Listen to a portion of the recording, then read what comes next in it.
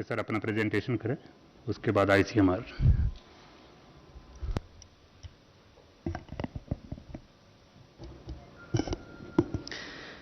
नमस्कार।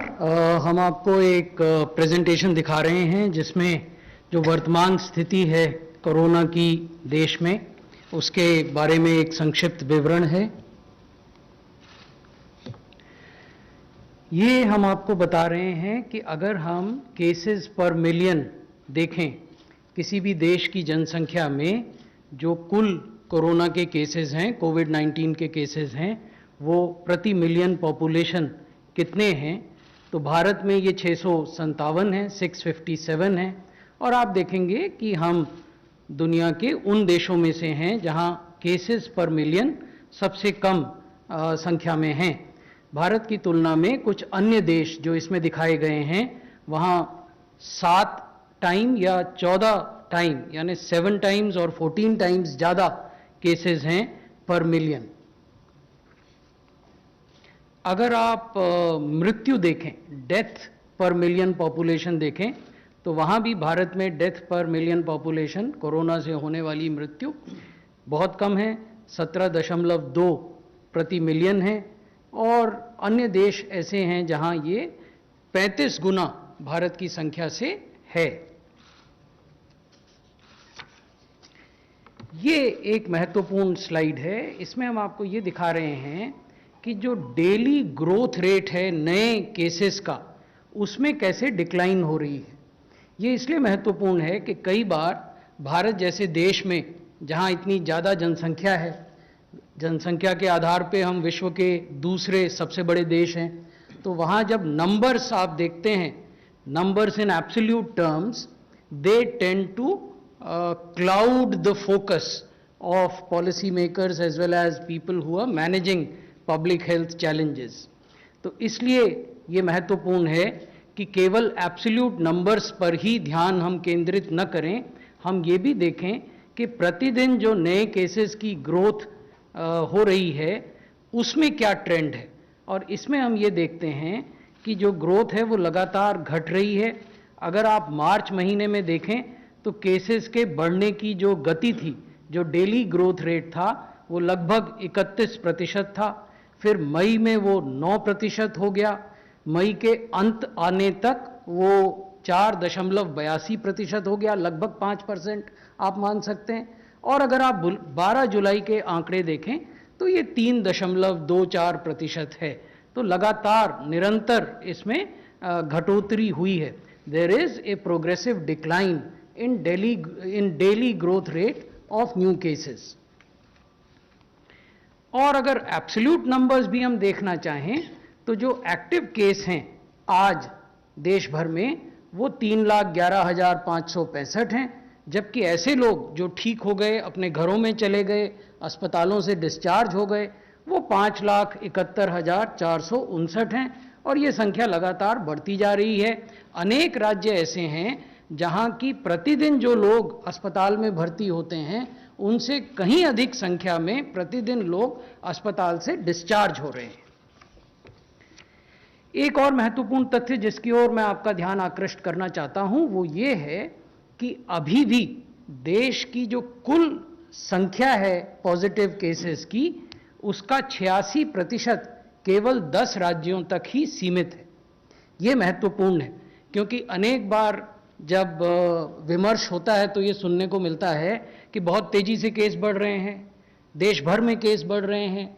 तो उसको भी एक परिप्रेक्ष्य में लाने के लिए, एक पर्सपेक्टिव में लाने के लिए ये जरूरी है कि हम इस पर ध्यान दें कि 10 राज्य ऐसे हैं देश के जो कि 86% एक्टिव केसेस जहां हो रहे हैं। और इनमें भी 2 राज्य ऐसे हैं जहां 50% केसेस हो रहे हैं, महाराष्ट्र और तमिलनाडु, और 36% जो केसेस हैं वो 8 राज्यों में हो रहे हैं, जो मैंने आपको इसमें दर्शाया है। अब इसमें ध्यान देने की बात यह है कि अनेक बड़े राज्य हैं जो आपको इस 10 राज्यों की सूची में नहीं मिलेंगे, जैसे बिहार, मध्य प्रदेश, राजस्थान, हरियाणा, हिमाचल प्रदेश, उत्तराखंड, केरला। तो ऐसा नहीं है कि देश में एक ही गति से, एक ही व्यापकता से कोविड-19 का फैलाव हो रहा है। तो 10 राज्य ऐसे हैं जहां 86% केसेस हुए हैं। अब ये महत्वपूर्ण स्लाइड है जिसकी ओर मैं आप सबका ध्यान आकृष्ट करना चाहूँगा। इसमें हम दिखा रहे हैं कि कैसे रिकवर्ड केसेस का ग्राफ और एक्टिव केसेस का ग्राफ बिहेव कर रहा है। आप ये देखेंगे कि मई के अंतिम सप्ताह तक जो एक्टिव केसेस थे वो रिकवर्ड केसेस से ज़्यादा थे, यानी 2 मई से लेकर 30 मई तक जो अंतर था वो एक्टिव केसेस के पक्ष में था, यानी एक्टिव केसेस की संख्या ज़्यादा थी और जो रिकवर्ड केस हो गए, जो लोग ठीक हो गए, घर चले गए, उनकी संख्या कम थी। लेकिन उसके बाद से ये जो अंतर है ये बढ़ता जा रहा है और आज की तारीख में जो रिकवर्ड केसेस हैं वो 1.8 टाइम्स हैं एक्टिव केसेस के, यानी 1.8 गुना ज़्यादा मात्रा में लोग रिकवर हुए हैं। रिकवरी रेट किस प्रकार से चल रहा है ये हम इसमें आपको दिखा रहे हैं। आप ये नोट करेंगे कि मई में रिकवरी रेट लगभग 26-26.5% था, फिर मई के अंत तक वो लगभग 48% हो गया और जुलाई आने तक 12 जुलाई तक वो 63% है। ये राष्ट्रीय रिकवरी रेट है, देश का रिकवरी रेट है। लेकिन 20 राज्य ऐसे हैं आज भी जिनका रिकवरी रेट राष्ट्रीय औसत से कहीं अधिक है। उसकी ओर अब हम आपको ले जाते हैं। ये देखिए, ये इसमें हम दिखा रहे हैं कि भारत का, देश का जो औसत रिकवरी रेट है वो 63% है, लेकिन ऐसे भी राज्य हैं जहां ये 87% भी है, 80% भी है, 71% भी है। अनेक राज्य हमने इसमें नहीं दिखाए हैं, उनका भी रिकवरी रेट राष्ट्र के, देश के रिकवरी रेट से अधिक है। उदाहरण के लिए इस टेबल में हमने आपको केवल वो राज्य दिखाए हैं जहां 71% या उससे अधिक रिकवरी रेट है। अगर आप 65% और 71% के बीच के रिकवरी रेट वाले राज्यों की बात करें, क्योंकि देश का औसत रिकवरी रेट तो 63% है, उससे ज़्यादा states that have registered 65 to 70% recovery rate, they are UP with a recovery rate of 64, Uttar Pradesh में रिकवरी रेट 64 है, उड़ीसा में रिकवरी रेट 67 है 67, आसाम में रिकवरी रेट 65 है, गुजरात में रिकवरी रेट 70% है और तमिलनाडु में रिकवरी रेट 65% है। तो वो भी राज्य हैं जहां की recovery rate is higher than the national average. अब एक ये तथ्य है जिस पर काफ़ी बहस होती है। पिछले सप्ताह के इंटरैक्शन में जो आपके साथ हुआ, हम इसको नहीं छू पाए थे, तो कुछ मित्रों ने ये सुझाव दिया था कि इस पर बात की जानी चाहिए। अगर हम केसेस पर मिलियन की बात करते हैं, अगर हम रिकवरी की बात करते हैं, अगर हम डेथ पर मिलियन की बात करते हैं, तो टेस्ट पर मिलियन की बात भी की जानी चाहिए। आज हम करेंगे। तो ये जो स्लाइड है इसमें हम आपको ये दिखा रहे हैं कि कैसे हमने अपनी टेस्टिंग क्षमताओं का विकास किया। जब ये पेंडेमिक इस देश में शुरू हुआ था, उस समय हम आपको ये दिखा रहे हैं मार्च से, मिड मार्च से। उस समय ये ग्राफ थोड़ा सा दिखाई देने में कठिनाई होगी, लेकिन मैं आपको बताता हूँ। अगर आप मिड मार्च में देखें तो हमारे पास 101 लैब थे जहां RT-PCR टेस्ट होते थे पूरे देश में, 101 लैब। आज हमारे पास 1206 लैब हैं और 280 ऐसे स्टेशंस हैं जहां की रैपिड एंटीजन टेस्ट होते हैं। तो आप देखेंगे इस ग्राफ के अंत में अब जो हमारी टेस्ट करने की क्षमता है, जो लैब्स का नंबर है, वो 1400 से अधिक हो गया है। तो ये अपने आप में एक बहुत बड़ी उपलब्धि है। इसी की वजह से टेस्ट करने की, प्रतिदिन जो टेस्ट होते हैं उसकी रफ्तार भी बढ़ी है। फिर हमने आपको ब्रेकअप बताया है कि इसमें 853 लैब्स ऐसे हैं जो सरकार के हैं, राज्य सरकारों के और भारत सरकार के। 353 लैब प्राइवेट हैं और 688 लैब हैं जो रियल टाइम आरटीपीसीआर तकनीक का इस्तेमाल करते हैं। कुछ ट्रू नेट और सीबी नेट आधारित भी हैं। इसमें केवल क्षमता का अंतर है। जहां आरटीपीसीआर तकनीक का इस्तेमाल करके टेस्ट होते हैं वहां प्रतिदिन टेस्ट करने की क्षमता ज़्यादा होती है, और जहां ट्रू नेट और सीबी नेट का इस्तेमाल होता है वहां टेस्ट करने की क्षमता प्रतिदिन कम होती है। अब जो मुख्य मुद्दा है उसकी ओर मैं आपको ले जाता हूं। दो तरह की बातों पर बहस होती है। एक ये कि क्या हम पर्याप्त संख्या में टेस्ट कर रहे हैं, आर वी टेस्टिंग एडिक्वेटली, और दूसरी बहस ये होती है what quantity is adequate quantity, कितनी मात्रा पर्याप्त मात्रा है टेस्ट करने की, और क्या हम पर्याप्त मात्रा में टेस्ट कर रहे हैं। तो ये हम आपको बताने का प्रयास कर रहे हैं। मैं इससे पहले कि इस स्लाइड पर आपको बताऊं, मैं ये बताना चाहूँगा कि वर्ल्ड हेल्थ ऑर्गेनाइजेशन ने, WHO ने एक डॉक्यूमेंट जारी किया। उस डॉक्यूमेंट का नाम है guidance note on public health criteria to adjust public health and social measures in the context of COVID-19. I would repeat this again because this is important.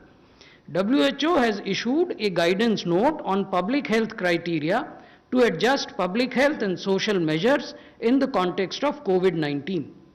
In this document, WHO underlines the need for comprehensive surveillance and testing of suspect cases.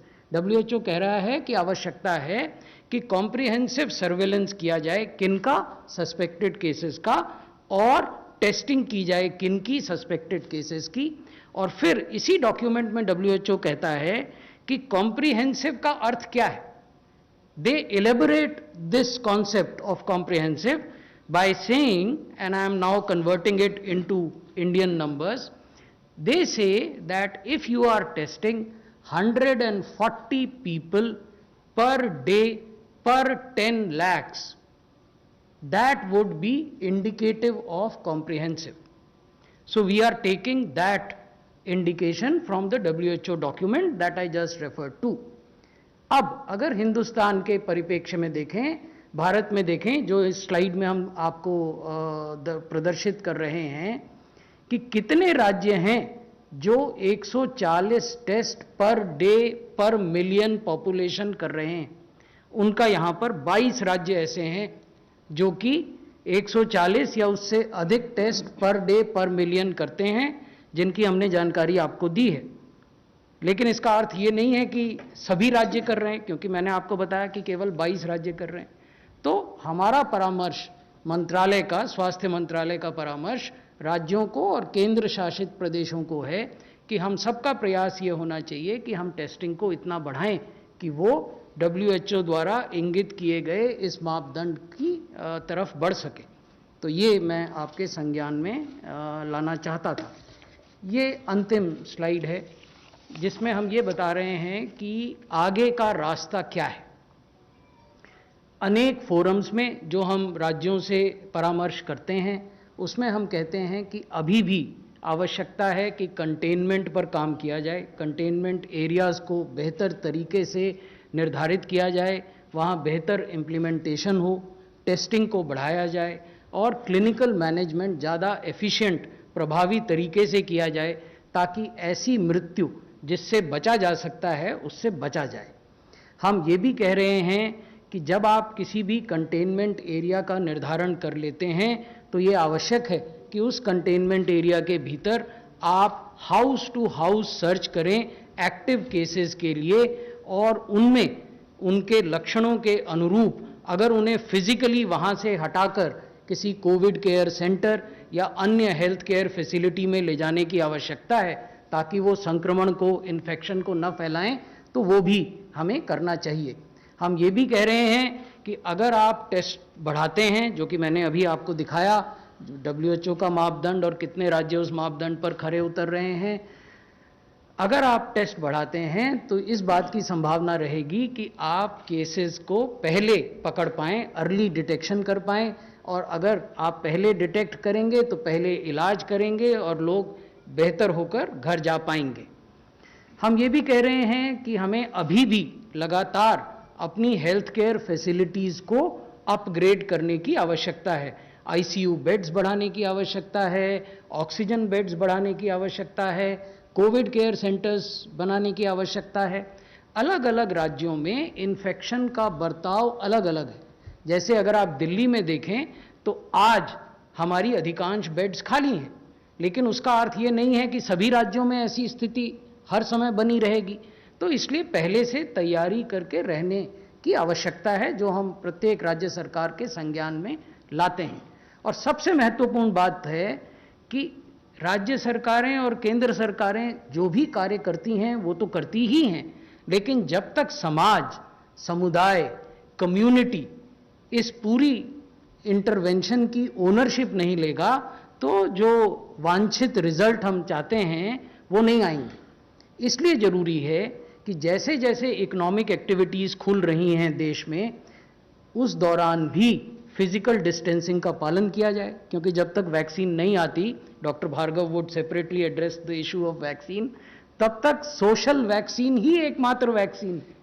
आप सामाजिक दूरी का पालन करें, आप mask पहने या reusable face cover जो घर में बन जाते हैं जिसका अनेक बार उपयोग किया जा सकता है उसको पहने, हैंड हाइजीन का ध्यान रखें, हाथों को लगातार धोएं साबुन और पानी से, रेस्पिरेटरी हाइजीन का ध्यान रखें, जब भी आप खांसते या छींकते हैं तो या तो रुमाल रखकर करें या उसको ऐसे अपने हाथ के इस पर करें। इन्वायरमेंटल सैनिटेशन, इधर उधर थूके नहीं, कूड़ा कचरा न फैलाएं। तो ये चीज़ें बहुत महत्वपूर्ण हैं, क्योंकि at the end of the day whatever state government and central government does, until and unless the governments are supported by committed action on the part of the community and a very strict adherence to physical distancing, wearing of mask and hand and respiratory hygiene, we will not be able to win this war.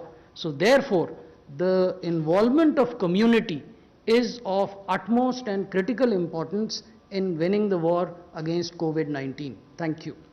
धन्यवाद sir. अब मैं request करता हूँ DGICMR से sir आपके brief. Thank you. I do not have any slides, but I will just say the India is considered as the pharmacy of the world. Now, 60% of the drugs utilized in the United States of America are of Indian origin. So these are generics produced in India, where India has established itself over the years. This is possibly well known to many people in the world. Having said that, an important fact that is not known is that 60% of the vaccines supplied in the world, whether it be Africa or Europe or Southeast Asia or anywhere, are of Indian origin. So India is perceived and is an important player in the vaccines for supply for the world. That is the most important point to remember. So any vaccine candidate that is produced or developed in any part of the world will ultimately have to be scaled up by India, number one, or by China, because these are the two major producers of vaccine in the world, and India is 60% of the vaccines in the world. So that is an important point to remember, and that every developed nation, everyone who's trying to develop a vaccine is aware of, and therefore they are in communication with India for the vaccine distribution ultimately, if it's developed, to the whole world and manufacture as well. Over and above that, there are two indigenous candidate vaccines, and they have undergone successful toxicity studies in rats, in mice, and in rabbits, and these data was submitted to the Drug Controller General of India, following which both these candidate vaccines got clearance to start the early phase human trials early this month. Having said that, now these candidate vaccines got DCGI approval and for early human trials early this month, that is in the 2nd of July and actually 29th of June. Now they have got their sites ready and they are doing their clinical study on approximately 1,000 human volunteers each at different sites. Some have got 12 sites, some have got 6 sites, so that's they are trying to do the early clinical testing for these two candidate indigenous vaccines. Over and above that, there are preclinical experiments for these as well as other vaccines being done, experiments being done at NIV Pune, which are trying to work day and night to do these experiments, because it is a moral duty to develop them as fast as possible, because more than 500,000 people have succumbed to this disease across the world. So fast tracking this vaccine becomes very important. Recently, Russia has fast-tracked a vaccine which has been successful in its early phases, and they have fast-tracked its development, and the whole world has applauded it and congratulated that Russia has developed that vaccine. China has fast-tracked its vaccine program and has also fast-tracked its studies with that vaccine in China. The US has, again, as we read today, has fast-tracked 2 of its vaccine candidates. The United Kingdom is also looking at how it can fast-track the Oxford vaccine candidate, how fast it can fast-track it for human use. And from India's perspective, we have 2 candidate vaccines which we are trying all our efforts to fast-track it, and it is the moral duty that there should not be a delay by not even a day for the IRB or the regulatory clearances for these vaccines, so that we can break the transmission of the virus as soon as possible and take care of this disease, which is a global pandemic. So this is really, I want to emphasize that still 60% of the other vaccines, whether it be polio or other mumps, measles, rubella, they're all manufactured in India and are given to the international agencies to supply to the world. So I think this becomes an important aspect for India to fast track its vaccine development, fast track the international vaccine development, and facilitate as a world together. जैसे हिंदी में कहते हैं वसुधैव कुटुंबकम, it's a world citizenship, so we have to work together to develop these vaccines for everyone. So I will stop here. Thank you, sir. Thank you very much. Sir, I will take first online question. How is the government calculating recovery rate? How are recovered patients being identified, tracked, counted, tabulated, especially when so many are in home care? Okay, so I'll take that question. There are 2 parts to this. One is how are we tracking people who are in home isolation, and how are we calculating the recovery rate. The recovery rate is calculated, as we have shown you in the presentation, based on the total number of people who were hospitalized. When we say hospitalized, it has 2 categories: those who came to formal COVID care centers or COVID care health facilities or dedicated COVID hospitals, and those who were advised a home isolation and home-based monitoring. So both are then covered by the discharge policy that the ministry from time to time issues, refines based on technical inputs. So that is how we show the recovered cases. Now people who are in home isolation, they are monitored through 2 ways. One is that there are groups of paramedical workers and volunteers who are given the responsibility to check physically on these people on a daily basis, and based on a standard template which says temperature, blood oxygen, any visible symptoms, so on and so forth, submit a report. based on which a decision is taken whether the home isolation should continue or whether the patient should be advised to shift to a COVID care facility. The second way of monitoring such patients is through telephone calls. There are dedicated home health care agencies. For example, in Delhi, one such agency is doing this work. They also are given the same standardized checklist, and based on phone calls to the patient, they do this tracking. Number 11. Sir, I have two questions. One question is about this drug itolizumab, which was basically given restricted emergency approval by the DCGI 2 days ago. But since 2 months, doctors have tested this drug off-label for close to 150 patients. What are the norms that we look at when we look at off-label use of drugs in specifically COVID-19 pandemic? Because in Drugs and Cosmetics Act, basically we are not allowed to promote such drugs or market such drugs which are used off-label, and how is it different from restricted emergency approval? And the second question... Wait, please just let the first question Yeah. answer. Valid question. Yes. Would you? Or should I start and then you could supplement? These are two different things. First is a emergency authorization by the Drugs Controller General of India. This is a process that is available globally to all regulators. It's available to US FDA, it is available to the Indian regulator, which is CDSCO, and it is available, in Japan, in Europe, in other countries.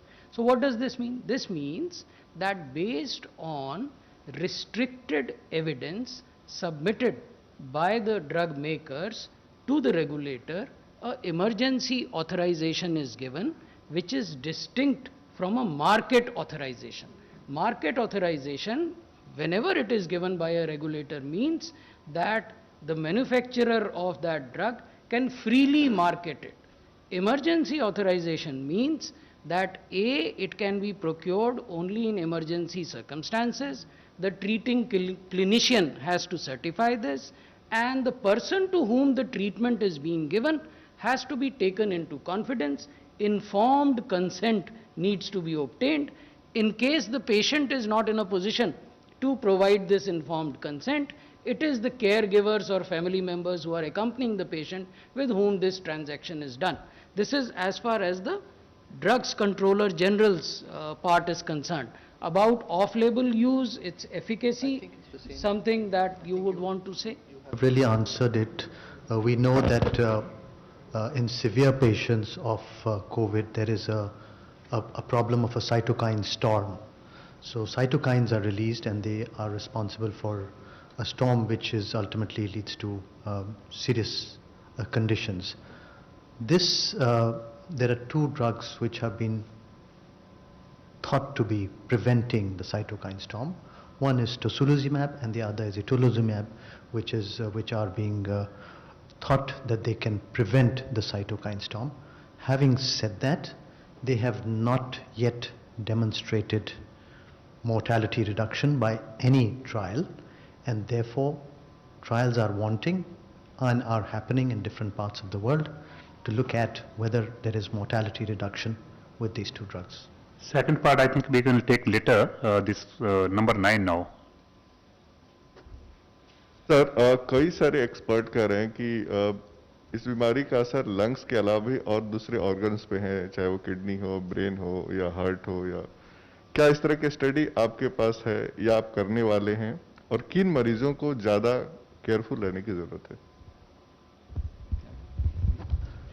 See, जैसे आपने कहा, it causes pneumonia, that is the most commonly, but it can affect other organs like the liver, the kidneys, the heart, the blood vessels, causing clots and thrombus formation, which is a very important complication of COVID, that clots form, and these clots can go into the lungs and then ultimately block and cause pneumonias and prevent the oxygen exchange in the lungs.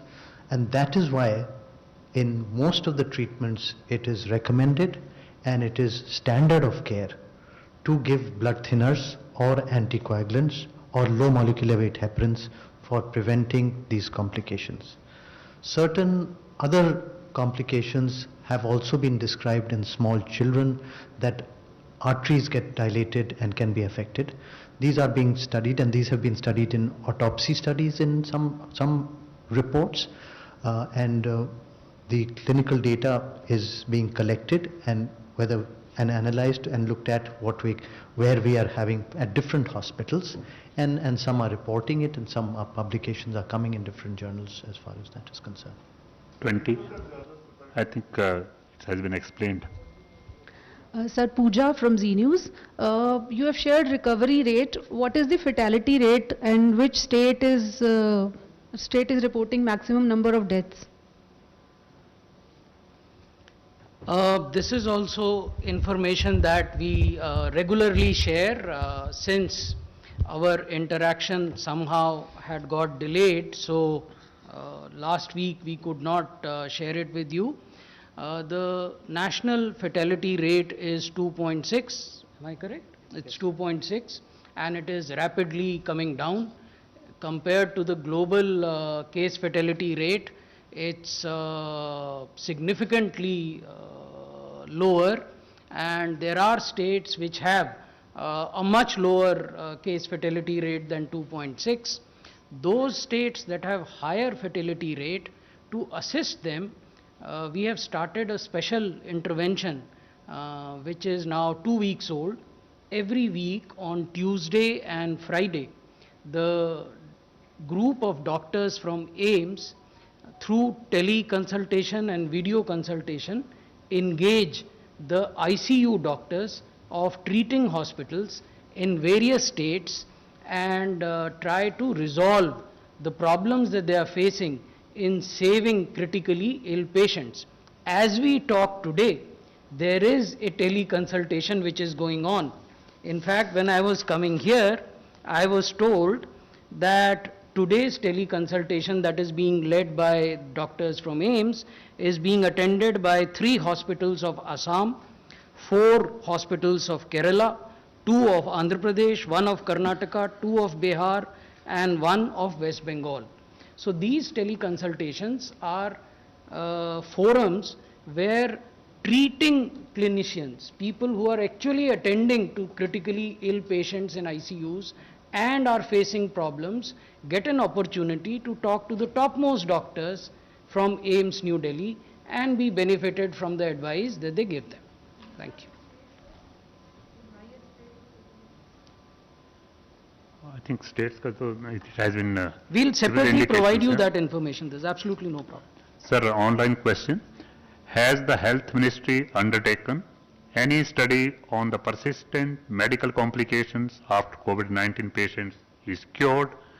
Doctors are reporting COVID-induced diabetes, damage to lung, liver, brain and heart, along with fatigue, etc. ये प्रश्न लगभग वही है जो हमारे मित्र ने अभी पूछा था डॉक्टर भार्गव से, उसका उन्होंने उत्तर भी दिया, लेकिन मैं केवल एक अतिरिक्त जानकारी आपको दे दूं. DGHS, director general of health services, ministry of health and family welfare के स्तर पर भी एक कंसल्टेटिव एक्सरसाइज प्रारंभ हुई है, जिसमें कि भारत सरकार के जो केंद्रीय अस्पताल हैं, जिसमें सफदरजंग अस्पताल, डॉक्टर राम मनोहर लोहिया अस्पताल, LHMC जिसको सुचेता कृपलानी अस्पताल के नाम से भी जाना जाता है, और जो 6 एम्स हैं देश भर के, एम्स नई दिल्ली को छोड़कर, क्योंकि वो अलग से अपनी ये एक्सरसाइज कर रहे हैं. इस एक्सरसाइज में जो ट्रीटिंग डॉक्टर्स हैं वो DGHS को ये जानकारी दे रहे हैं कि ऐसे मरीज़ जो कोविड से निजात पा गए, जो डिस्चार्ज हो गए, रिकवर हो गए, ठीक हो गए, घर चले गए, उनको किस प्रकार की कॉम्प्लिकेशन अब आ रही हैं, और उस सूचना के आदान प्रदान के आधार पर हो सकता है कि भविष्य में हम किसी प्रकार की गाइडलाइन निर्गत करें इस तकनीकी विमर्श के आधार पर. Number 13. So Sneha from CNN News 18. My first question to Professor Bhargav, what is going to change, if at all, and it has been fairly conclusively established that the infection is airborne, what changes are you looking at in terms of guidelines? I have a second question to Mr. Bhushan. What about the prices of medicines which all of it is repurposed, barring dexamethasone, most of the medicines, the drugs are very, very expensive. So is the government going to do something about bringing the prices down of these medicines? Okay, so we'll take the second question first, and then Dr. Bhargav can answer the other question. Drug pricing is the domain of Ministry of Pharmaceutical, and there is a organization called NPPA whose mandate is to look into this. However, this is an important question which has a bearing on public health issues, particularly issues that arise when you are treating a pandemic. Now, in that context, we must keep in mind the fact that the standard clinical protocol which has been issued by Ministry of Health and Family Welfare, which is based on advice given by technical experts and is updated and refined from time to time, establishes a standard of care. Standard of care is the standard template to which each treating doctor must adhere, and that ensures quality of care that is given to the critically ill patient and consequent recovery of that patient. Now, that standard of care clearly lays down that if the patient is suffering from mild disease, these are the medicines that will be given. In mild disease, it is hydroxychloroquine, which is easily available in the market and is cost effective. In moderate to severe disease, the standard of care lays down that the patient has to be given oxygen, preferably non-invasive oxygen, through high flow nasal, cannula, and to be accompanied by blood thinners and anticoagulants, and cortisones, which is corticosteroids, like methylprednisolone, which is injectable, hexamethasone. These are again indigenously produced. They are also very cost effective, and some of them are even part of the National Essential Medicine list. So therefore, they are subject to price control. Even heparin, that is also. Now, there is a separate category of investigational therapy, which has also been included in the standard clinical protocol issued by us. And under investigational therapies, presently, we have plasma therapy. You have all heard a lot about it. Then there is remdesivir. Again, you have heard a lot about it. And there is tocilizumab. Now, since these are drugs which are being produced by certain specified manufacturers who are limited in number, and they are not generic drugs, therefore they have a relatively higher price. The last time when I interacted with you, I had told you that the Drugs Controller General of India has taken proactive steps by issuing formal written guidelines to the manufacturers of these drugs that they should proactively on their website publicize certain helpline numbers where people who are desirous of obtaining these drugs could then get in touch with. I had also told you that the Drugs Controller General has also advised these manufacturers that they should publicize their distribution network. कहाँ ये दवा उपलब्ध है, किन राज्यों में. So these are the actions that Government of India has taken. Government of India has also advised the states that the network of state drug inspectors must be used to ensure that random and surprise inspections are done to ensure that the drug is available and no one is hoarding it. Yeah, I'll come to your question. In terms of the COVID transmission, it is well established that it's a droplet infection.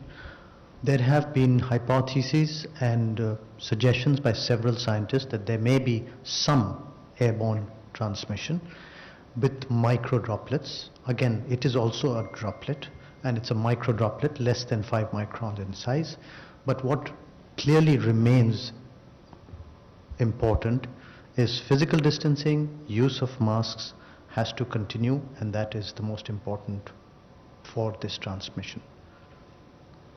Sir, another online question regarding Delhi Sero survey. When can this survey report be made public? Had the Sero survey been shared with ICMR Scientific Task Force?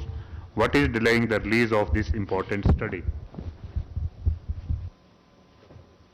Sero surveys are fairly complex exercises. So therefore, they by definition take time. In case of Delhi, originally it was decided that sero surveillance would take 20,000 samples from 26th of June till 5th of July.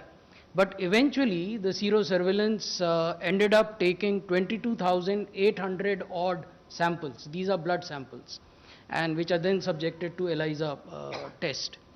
So this was done till 5th of July, then the testing was done, and now the testing has finished. Presently, different kind of stratifications, for example, gender specification, age stratification, district-wise stratification of the data and its analysis is being done. The moment it is complete and it is reviewed internally and shared with ICMR and other domain knowledge experts, we will definitely share it with you as we had done with the earlier sero surveillance, which was done on a pan-national level by ICMR. Last question, 152.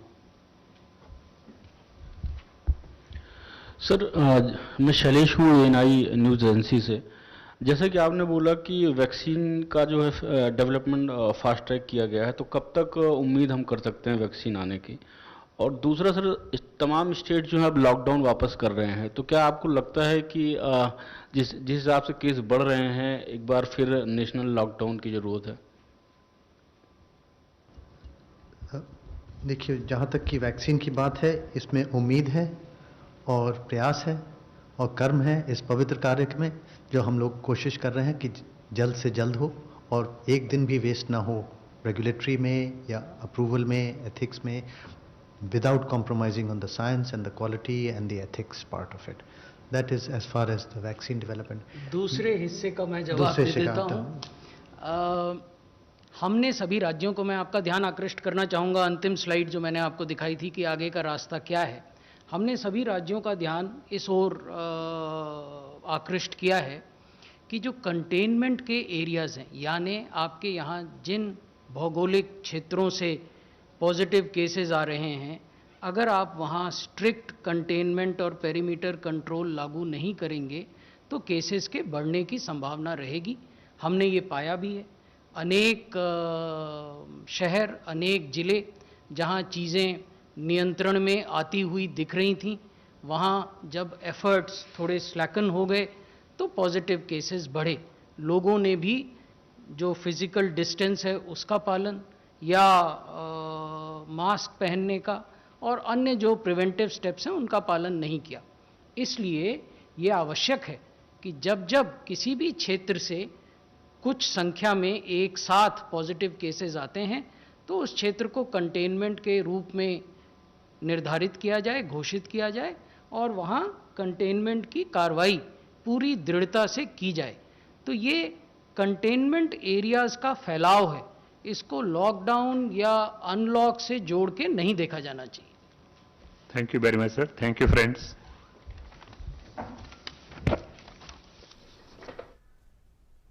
So this was the press briefing of the Health